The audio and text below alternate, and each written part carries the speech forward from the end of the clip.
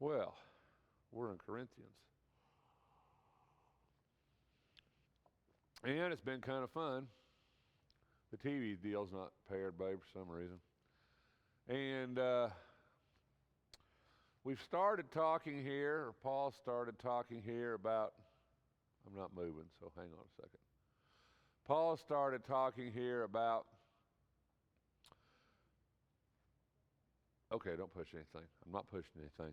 We started talking here. I'm really bad about pushing buttons. Is this just a guy thing or what? It's like, push that button. Don't push that. I'm pushing that button anyway, right? You didn't push the button, did you? I pushed the button. So anyway, Paul's been talking here a lot about marriage, a lot about the idea of sexual relations inside and outside of marriage, and how that's supposed to work. I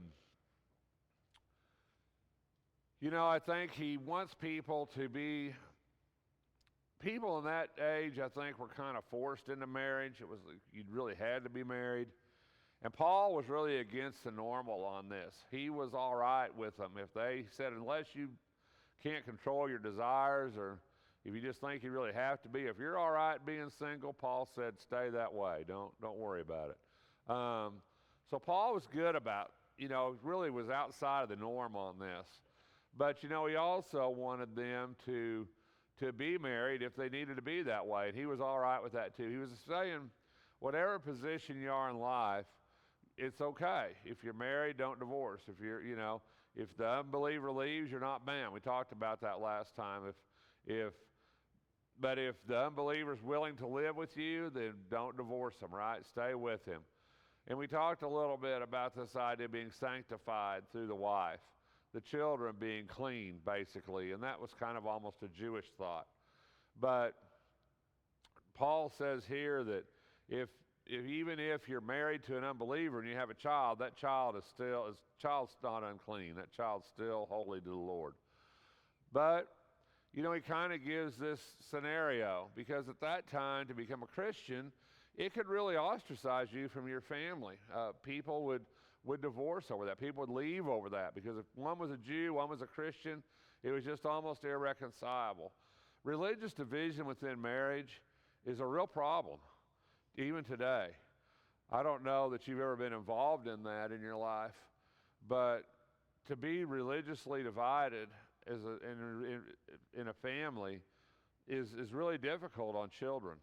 I was raised in a really religiously divided household, and it's kind of difficult. When I was young, my dad, he wouldn't go to church. He was an agnostic most of his life. He wouldn't go to church at all. My mother would get us kids, and mostly because of my grandmother, we would go to church. We would go to the Baptist church. My dad just stayed home. He wouldn't go at all. And then when my mom divorced and remarried, my stepfather was Catholic. A lot of y'all know that story.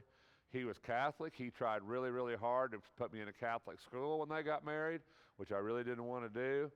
Probably would have changed my whole life, right? I mean, decisions like that affect your whole life. But I didn't do that. But we went to Mass in the morning, and then we went to the Baptist church after Mass.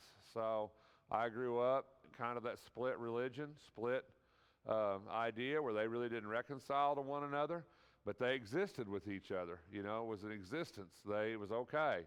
She was all right, and he was Catholic till he died, I guess, if you want to look at it that way. And she's still Baptist, I guess. So, the truth is that they coexisted in that relationship, even though it was different. But for a child, it's very confusing. I can tell you, for a child, it's very confusing. So, religious division is really tough. There was an instance many, many years ago in this congregation where a young lady, I think it was before I was even preaching, where a young lady here was involved she came to church here. She was really serious about a young man here in town that was Mormon, LDS. And I remember her parents wanted me to come talk to him. And this is a long, long time ago. Wanted me to come talk to him, to both of them, and I did. And they wound up not getting married. Neither one would leave the faith that they believed, and they realized that, and they come to the conclusion that in their marriage that would be irreconcilable. There was no way for them, and because it's difficult, isn't it? When you have children, what do, right? Do you take them one place one Sunday, one place the next? Do you go one place Sunday night, another place Sunday morning? Do you go every other week to a different place? It's a concern, right? Because as a parent, you want your child to be raised in your faith and the faith that you believe, and that's a problem. So there is still today issues about this very thing, right? Religious division, and that's something that we exist with. And sometimes it's close enough together that it's kind of reconcilable, right? But sometimes there's so different polarizing views that it's really not a reconcilable situation. It becomes one or the other. And at that point, it becomes very, very difficult to exist in a marriage, to raise children. So this is a bigger thing than sometimes what we think. It really, really is. So it's one of those things in life that we need to consider, and our children need to consider.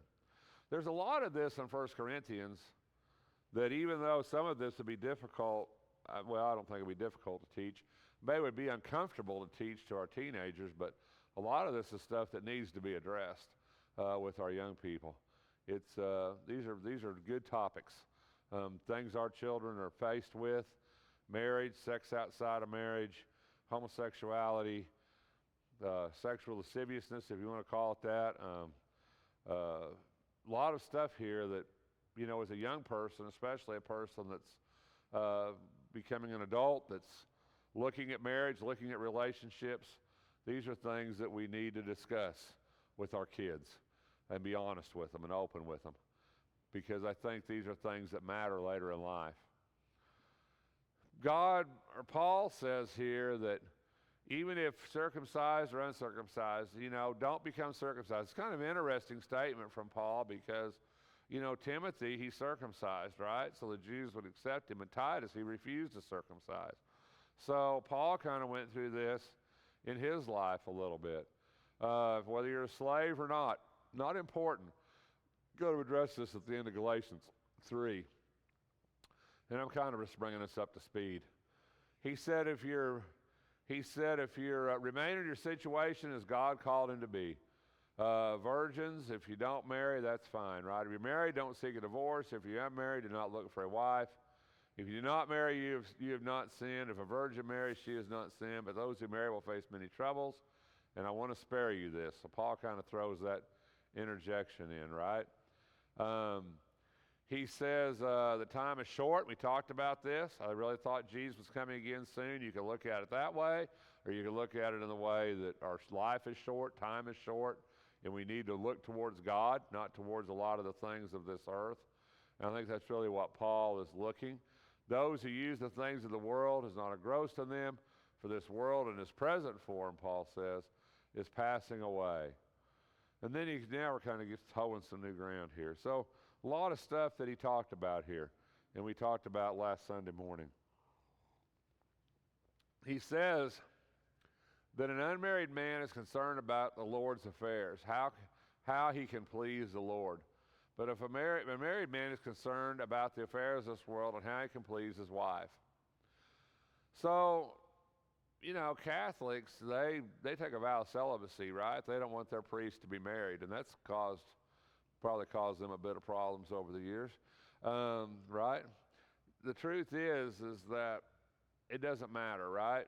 I mean, a man can serve the Lord or a woman can serve the Lord whether they're married or not married. Paul's argument here is that it divides our interests, right? In other words, and it does, that we have relationships. Every relationship in our life takes energy. And every extra relationship we put within our life, it takes away from a relationship that already exists. That's just how it is. That has to be. There's no other way it can be. There's only so much of us. It's just logistically impossible to have a bunch of relationships. You just can't do it. You're lucky to have one or two close friends in your life, really, because you can't really function with more than that. You know, you just can't. There's just not enough time. So Paul's point is good. But Paul also understands that not everybody can be unmarried. Well, he's talked about that a lot. So he said, we need to do what we need to do. But he said, you know, if you're not married, that's all right. That's fine. That's a good decision, right? He says that's okay. And you might be able to devote more time to the Lord if you're not married. And like I said, the Catholics have kind of played on this for a long time. Nuns that are not married, nuns that devote themselves to the Lord. There's other religions where people devote themselves to whatever religion that is and are not married because it divides their attention. But also, like Paul says, that also brings up a whole other bunch of problems, right? Because they're not able to satisfy their lust or their desire. And I think we saw that played out in the world. We definitely saw that played out in the Catholic Church, right? So, you know, we saw that played out. You know, and here he says, if you think you're acting improperly toward the virgin he is engaged to, and I think we all kind of know what that means. He's having desires for her, or she's having desires for him, and that he ought to go ahead and marry, right? Don't put it off. Just go ahead and get married, because there's no sense putting yourself in that state of sin. We live in a world that's really funny that way, isn't it? People get together, live together for a long time before they ever get married, it seems like. Let's try it out. See how it's going to work, you know? So Paul says, you know, if you're in that situation, just get married, right? You've got control over your own will. You've made up your mind not to marry, then that's all right. You do the right thing. You think, why does he keep bringing this up? Why does he keep, you know, it's like he just keeps running this record over, because it's such a big thing to them. It's such a big thing to them. They're trying to force them into these things. Society's forcing them into these things. And Paul's saying, don't be that way. He also says if a man or woman dies, that we're no longer bound, right? We're no longer bound. We can marry anyone, but he must belong to the Lord. And that comes back to that idea of being unequally yoked. So Paul basically says, if a spouse dies, that you're free to remarry. That bond's broken. Death breaks that bond. You're free to remarry. But Paul says in this case that they must belong to the Lord. In other words, don't unequally yoke yourselves. He just talked about being yoked with somebody who didn't have your same faith and how that was going to be a problem. And now he's saying, so if you're loosed and you're going to remarry somebody in the Lord. Because that's going to save you, obviously, a lot of problems. But he says, in my judgment, you're happier to stay as you are. So, you know, Paul really spends a lot of time on this process, on this virgin married, all this idea. And, you know, I think it's pretty straightforward. Are there any comments? We struggle with this stuff not because it's not easy to understand. It's because the world really has a hard time following it, you know. And we like to try to find a way around it. And sometimes you just can't find a way around stuff. Sometimes it just is what it is. No comments? Nobody? Okay. Christian liberty. What is Christian liberty, do you think? Free will. Christian liberty. How do we handle that? What does it mean? What are we allowed to do, right? Well, in the case of Corinth, Paul's going to talk about idol food. What's the deal with this? Why is this such a big deal? Well, because there's temples everywhere, and because all these temples sacrifice. And all the sacrificial food is placed on the market, most of it, eventually. And sacrificed food is a whole lot cheaper than regular that's not been sacrificed. But as a Christian, as a Jew, it was like, I can't eat anything that's been sacrificed to an idol because it's unclean. Because once that happened, that meat's unclean because it's been put on an idol's altar. And it's unclean, and I can't eat it. But the problem in Corinth is you've got Jewish Christians, if you want to look. That seems like a weird term. Anyway, you know what I mean. You got Christians, you got Jews that have converted to Christianity, I'll put it that way, and they're having a hard time letting go of this clean, unclean business, what I can eat, what I can't eat business. And then you've got other people here who Christians that probably have a problem with this, but you've also got these Gentile converts that come in, and they probably grew up eating this food that was sacrificed because it's a lot cheaper. So it makes a lot of sense, right? So they probably grew up with that. So once again, more division in Corinth. So you show up, as we're going to see, they show up to eat together, because that's what they do here. We're going to get into that later on. They show up to eat together, and I'm sitting there eating with you, and you pull out some meat or something, and I'm like, oh, I know where you got that, right? You got that down at Joe's Bargain Idle Meat Shop down on the corner, right? And so you're like, you got this idle meat, you know, and that bothers me, right? Because that's not clean, and you shouldn't eat that because it's unclean meat. So Paul feels like, well, I need to address this. This is a really big thing, and I need to address it, don't I? I need to talk about it. So he says, but we have to look beyond food here, because food, this to us doesn't mean anything. None of us here we can't even buy meat that was sacrificed to an idol. So this isn't our issue. So you got to look beyond food to the parallels of what this means, because the food thing to us doesn't mean that much. But what it does mean is that you and I as Christians have liberty. Now, you can look at that in a lot of different ways. And I don't know that I want to give a whole lot of examples, but there's a lot of things that you and I as Christians, we can do. But a lot of times, the things that we do, other Christians might look down on that, right? Might be like, well, you know, brother so-and-so, I can't believe he goes and does that. There's a million things that some of us are bothered by, some of us ain't. Lottery tickets, I'll throw that one out there, right? I mean, a lot of people buy lottery tickets. They're like, well, the Bible doesn't say anything against it, you know, against gambling, whatever, it's fine. You know, there's nothing wrong with me going in and buying a lottery ticket or going into a casino and playing a few slot machines or whatever. There's nothing wrong with me doing that. It's just my entertainment. You know, if I want to take $20, go to the casino and blow $20 or whatever, then, you know, it's no different than brother so-and-so going down to the movie and buying 2 movie tickets, you know. It's just my entertainment. There's nothing wrong with that. Yeah, probably not, right? I mean, I can't look in the Bible and say you should. I don't find any verse says you shall not buy a lottery ticket. I mean, I just don't see that, right? And so you could say, but brother so-and-so might see you doing that, and they'd be like, or sister so-and-so, and they'd be like, well, I can't believe he gamble, right?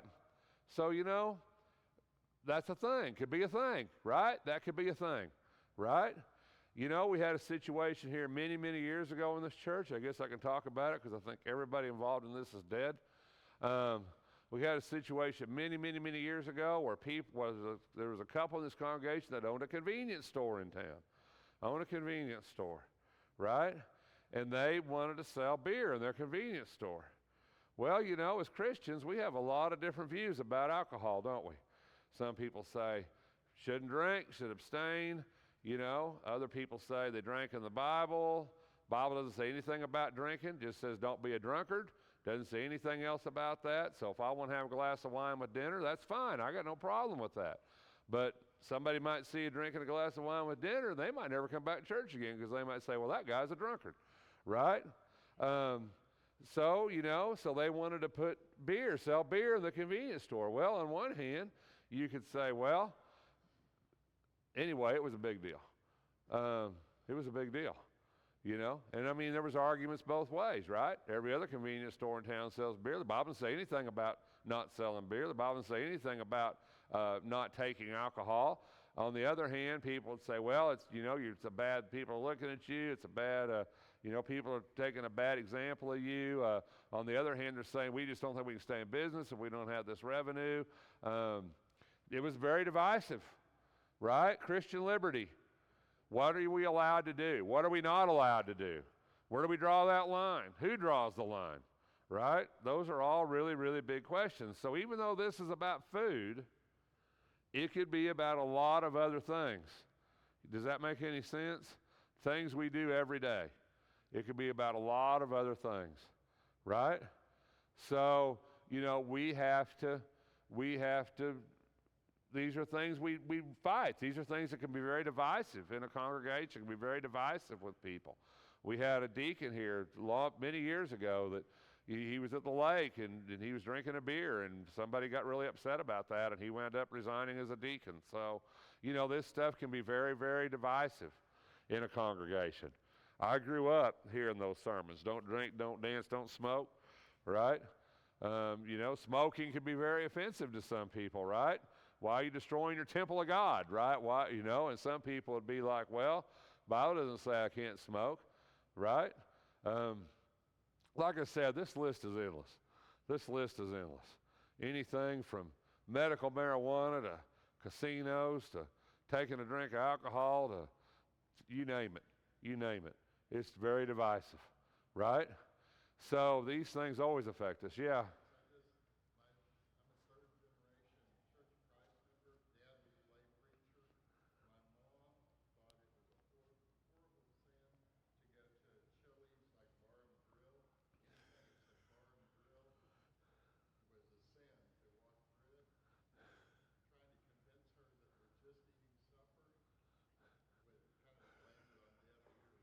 Going to a bar, right?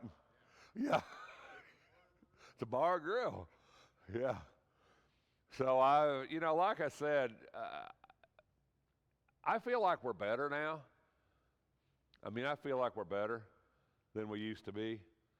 But there was a time when I was a kid that, it was amazing the stuff that it was amazing. And it was sometimes hard to function. Swimsuits. I remember when I was a kid, it was one of the things with swimsuits. You can't wear a swimsuit. Too revealing, right? Offended by that. I've seen so much in my life, so much division over stuff that I don't think I could share it all with you. I've seen people come into church and maybe not wear the most appropriate thing, but maybe visiting I've seen them I used to have to play guard years ago. There was one lady here, she's dead now, but I know whenever anybody would come in that I thought was wearing something a little bit revealing, I used to play guard in the foyer because I didn't want her to run them off. You know what I mean? Because I knew she was going to get a hold of them in the foyer, and I was out there, because I thought if she gets a hold of them, they're never coming back. And I always tried to tell her, I always said, just let that go, and let's talk to them in love once they're here. We can talk to them about that, but let's not drag them over the coals the first time they walk in the building because of what they're wearing, But like I say, you say, well, food doesn't matter, and it really doesn't to us, but I'm just telling you, there's a million other things. When you start talking about Christian liberty, there's a million other things we can talk about here. So, yeah, Ray.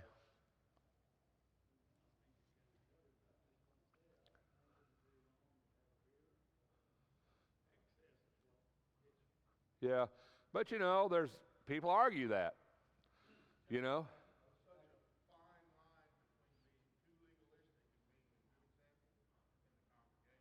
Right.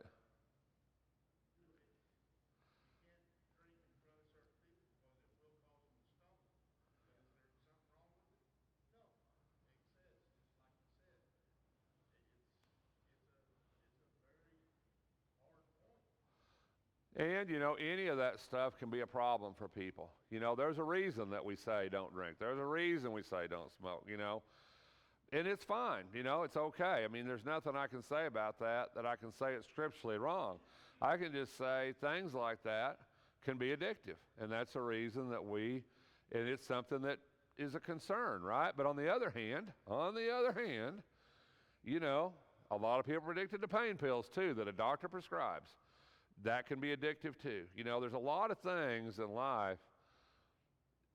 We have to exercise caution with those things, and we have to understand each of us our own limitations when it comes to things. If I have a tendency to have a problem with something, I need to stay away from that.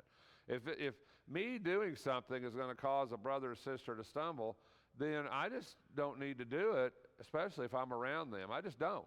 It doesn't matter. It's not important. You know, and that's what Paul's going to start talking about with this idea of Christian liberty.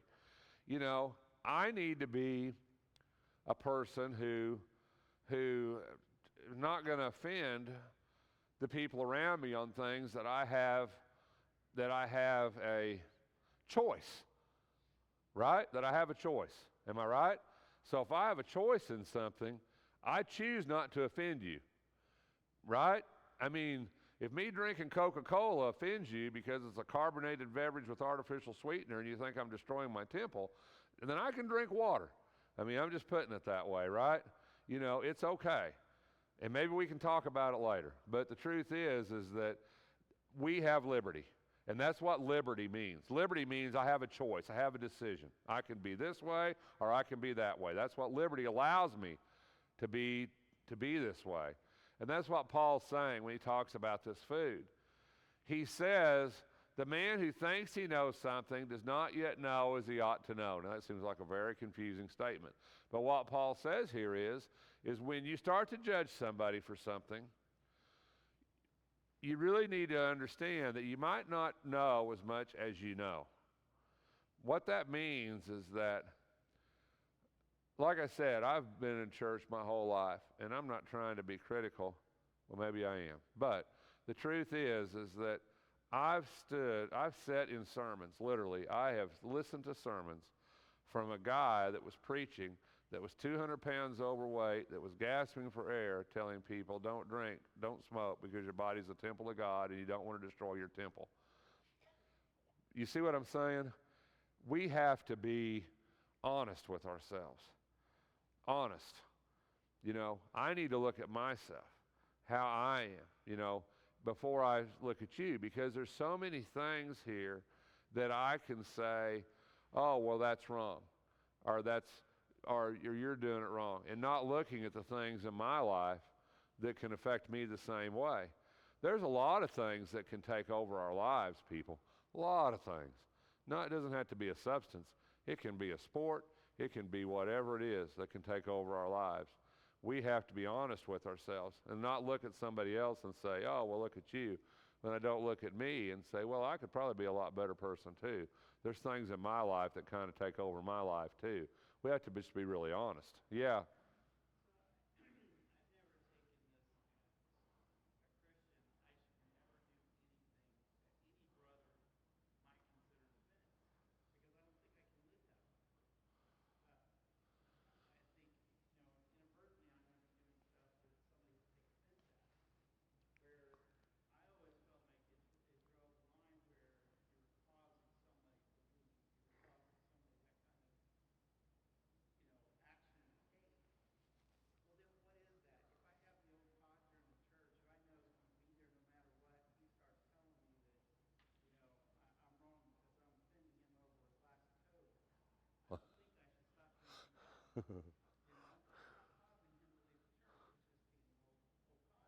Yeah.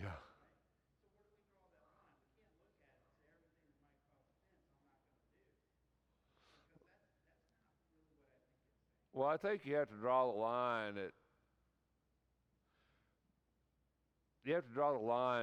the stuff that, well, number one, that's reasonable, and number two, I think, you know, you have to kind of draw the line at reasonable people. You know, we need to be able to discuss things, and sometimes we have to agree to disagree about things. I mean, that's just a fact of life, you know. I mean, if we're going to exist in a family, we're going to exist as a body, we have to agree to disagree about things sometimes, you know. There might be somebody here that thinks it's the cardinal sin to buy a lottery ticket, and if that's your opinion, then that's fine. But if your brother or sister buys a lottery ticket, maybe at that point you need to be able to say, you know, I agree to disagree with you. I don't agree with what you're doing, but I'm okay with you. You know, I love you, and it's all right. You know, we can't draw lines religiously over things that the Bible doesn't draw lines on. I mean, it's not my opinion here. You know, it's not Rex's opinion. I mean, Rex's opinion would be a lot of things, like nobody would ever wear pink clothes. I mean, Nobody would ever wear flip-flop shoes. I mean, there's a lot of things I would ban if it was Rex's opinion. I mean, there's a lot of things I would do away with. Just saying, right? But the truth is that that's just my opinion. That doesn't count. My opinion is irrelevant. It's God's word that's relevant. If I do something that violates God's word, and you can show me in the scripture where I'm violating God's word, then I need to change. That's just plain and simple. That's cut and dried. But the problem is we create a million gray areas in our lives, a million gray areas in the church where we're in this zone. You know, we're in this zone. And those are hard questions to answer. I'm not saying they're not. You know, there's reasons. Like I said, there's reasons that we heard those sermons. Don't dance, don't drink, don't smoke. There's reasons we heard that. It's because those things can be bad. Those things can lead to bad things. Those things often happen in bad places. There's reasons that we heard those sermons. But on the other hand, we have to be honest about where God draws a line on things, where Scripture draws a line on things, because our children, people, our children are looking at us, and when we draw those lines, and our kids are reading the Bible, and their kids are like, "Why are you saying that?" We need to be able to be honest about this is where we're at. This is what the Bible says. We need to be able to be honest with our children, you know.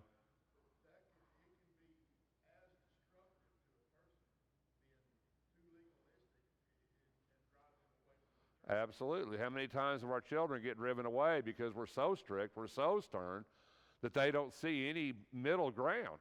It's either you're going to be this way, you're going to toe the line, you're going to be this, or you're not going to be. And when we take away that buffer zone in there, we take away that liberty in Christ, and our kids reject it because, like you said, it becomes so legalistic. They get to college, they get to in their own life, they get in their own marriage, and they're like, I can't live that legalistic existence.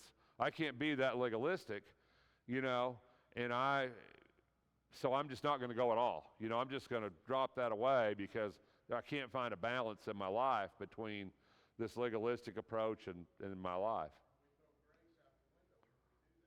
Right. So it's really important. You know, this is really a big thing, and I probably offended somebody this morning, and I'm sorry if I have, but I think it's just honest conversations that we need to have about this, because we've heard this so many ways our whole lives, and everyone in here has got an opinion. Every one of us. Every one of us has got an opinion in here this morning. Any of those subjects I've thrown out, we've got an opinion. And some of you might be dead set. Some of you might not be dead set. We all have an opinion, but we have to exist. Yeah.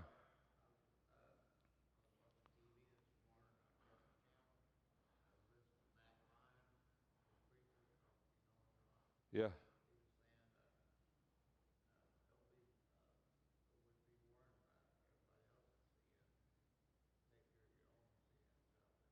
Yeah. And we do have to look at ourselves. And the Bible's right. If it's a sin to you, don't do it. I mean, that's just fact. If it's a sin to you, then don't do it. But on the other hand, don't judge somebody else just because it's a sin to you and it's not a sin in the Bible. Yeah.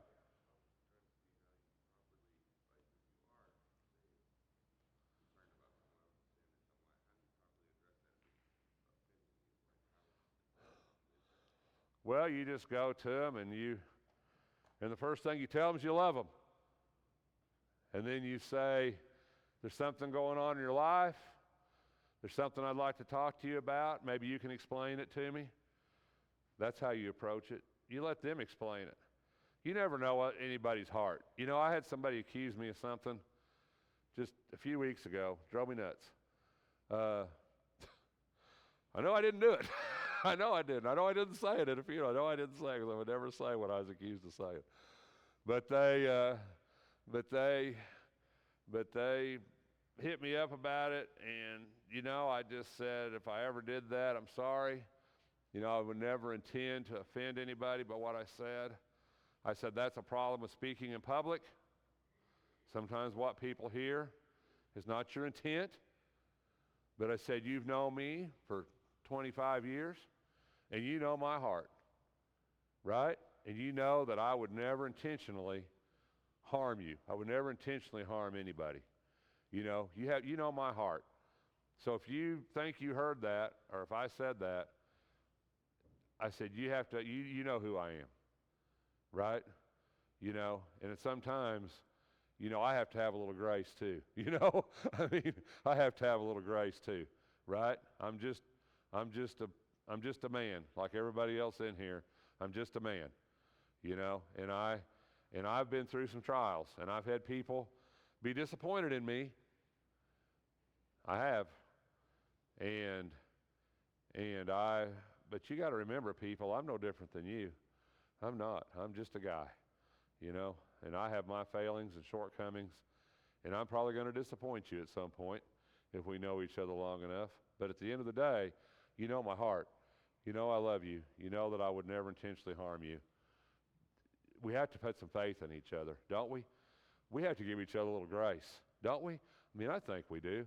I mean, how are we going to survive if we don't? Right? I mean, isn't that what Paul's saying here? Love each other more than food. Right? Love each other more than these things that divide us. Give us all a little bit of grace. God does, doesn't he? Christ gives us some grace. Well, why do we hold each other? And somebody said that to me the other day, and it's really true. And I guess it's good in a way. We hold each other to a stricter standard in here than we hold the world. And we should. We should hold each other to a stricter standard. But also, don't you think, with that being said, don't you think we should love each other more and give each other more grace than the people in the world because we hold each other stricter and because we should love each other more? I think we do. I've seen so many people leave the church over stuff that really doesn't matter. And it just kills me. I mean, if they left the church because I preached a sermon that wasn't scriptural, or I don't know. But, people don't leave for stuff like that. People leave because somebody said something that offended them, because somebody, I don't know. You know what I mean. We got to be bigger than that, don't we? We got to be bigger than food, bigger than, I think we do. And if we're not, then we need to look at our own hearts, because, it's more important than we're together. To agree to disagree is okay about stuff. It is. You don't have to agree with me about everything, and I don't need to agree with you about everything. It's okay. We're all right. We just need to be grown-ups here, don't we? And we need to understand liberty. We'll talk more about this. Liberty allows us to do or not to do. It allows us to make decisions, to exist with each other. And you and I need to use that wisely, because we are all stewards of the things God gives us and one another.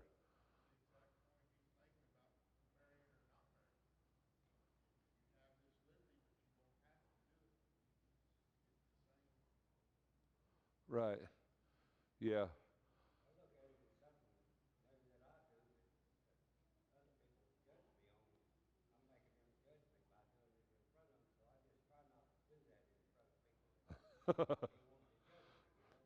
That's definitely the best. That's definitely the best method.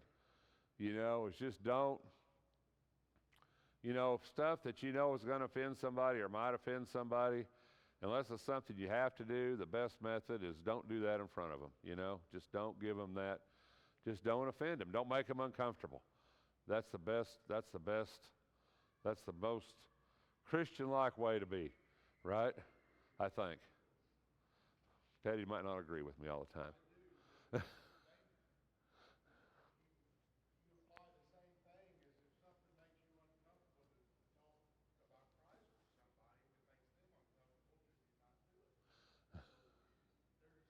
Well, yeah, there's things you're going to make people uncomfortable with. But I don't think you're a hypocritical person. I think that's the other thing you always think of. Well, that's hypocritical, if you don't do it around somebody because it offends them, but when they're not around, you do it, then you're hypocritical. But I don't see that way. I go right back to this very thing. A weak brother or sister, I'm not going to make them stumble over something I do. I'm just not going to do that. There's brothers and sisters that are strong Christians that know you, that you're free to live how you always live, and they're gonna be fine with that. But a weak brother or sister, a new Christian, you need to be careful, right?